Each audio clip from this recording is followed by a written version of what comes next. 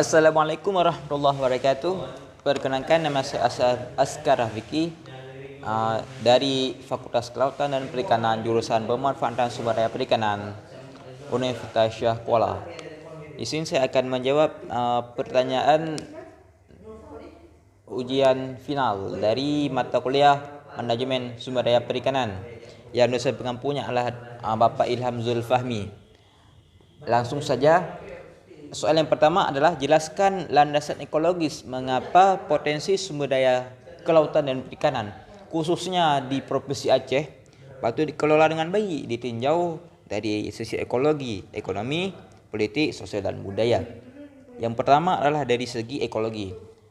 Saat ini nelayan masih banyak menggunakan alat tangkap yang tidak ramah lingkungan yang menyebabkan terjadinya kerusakan ekosistem dan kerusakan ekologi perairan.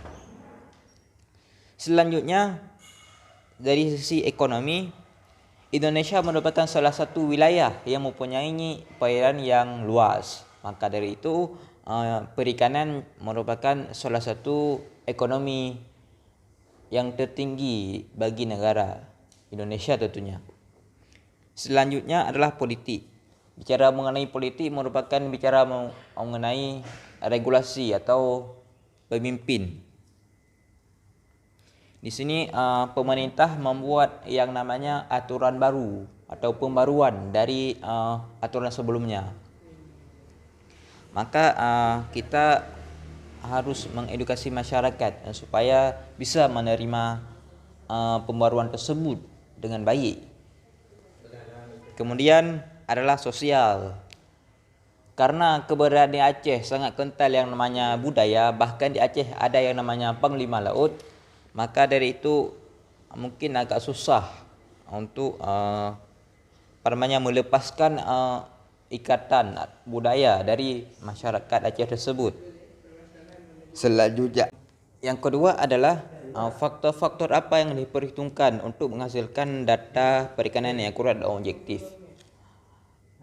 Yang diperlukan adalah data-data yang objektif, yaitu data-data yang berdasarkan fakta yang terjadi di lapangan dan bukan dibuat-buat. Selanjutnya yaitu data yang terbaru yang memang sudah disurvey atau mungkin sudah di orang pemerintah ataupun lembaga sudah turun ke lapangan mengenai bagaimana data, apakah sesuai dengan data yang dibuat ataupun tidak. Selanjutnya, data tersebut merupakan data yang mempunyai kesalahan yang kecil.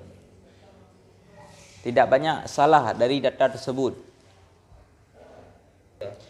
Soalan yang ketiga adalah sebutkan faktor penyebab berpotensi kurang berhasilnya beberapa program pemberdayaan masyarakat perikanan. Aturan-aturan yang diterbitkan pemerintah, aturan terbaru yang diterbitkan pemerintah itu hanyalah sekedar aturan, tidak dijalankan atau tidak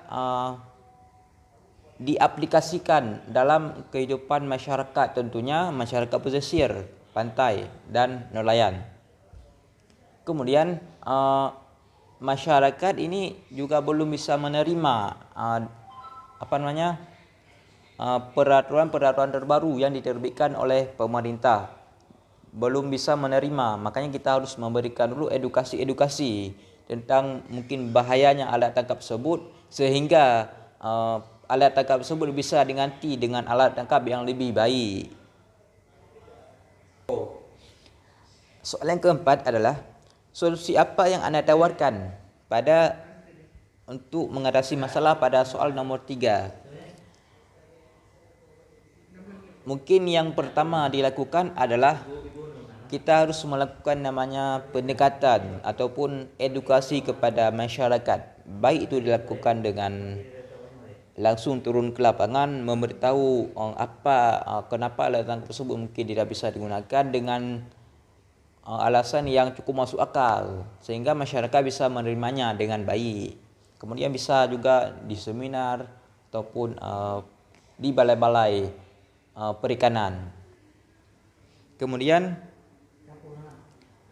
kita memberikan edukasi yang mungkin bisa diterima secara akal sehat oleh nelayan, yang mungkin orang tu menggunakan alat-alat tangkap yang berbahaya, merusak lingkungan, kita memberikan edukasi ataupun pengajaran bagaimana alat tangkap tersebut menggunakan alat-alat tangkap yang baik dan tidak merusak lingkungan serta tidak membahayakan bagi nelayan tersebut.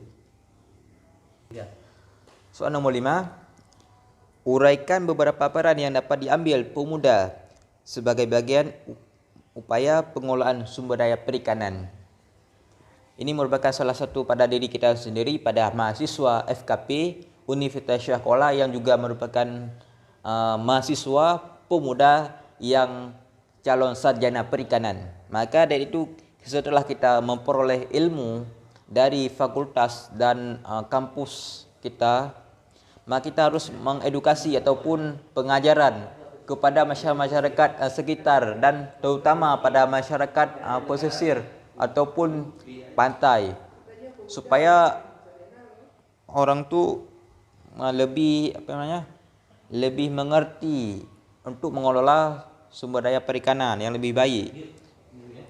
Selanjutnya, kemudian ilmu yang sudah didapatkan di kampus bisa pemuda secara langsung mengaplikasikannya bersama dengan masyarakat, langsung mempraktekannya langsung bersama dengan masyarakat.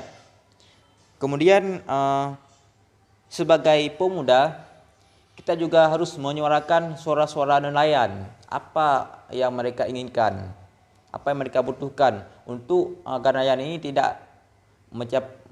nelayan ini menjadi makmur. Mungkin cukup sekian jawaban.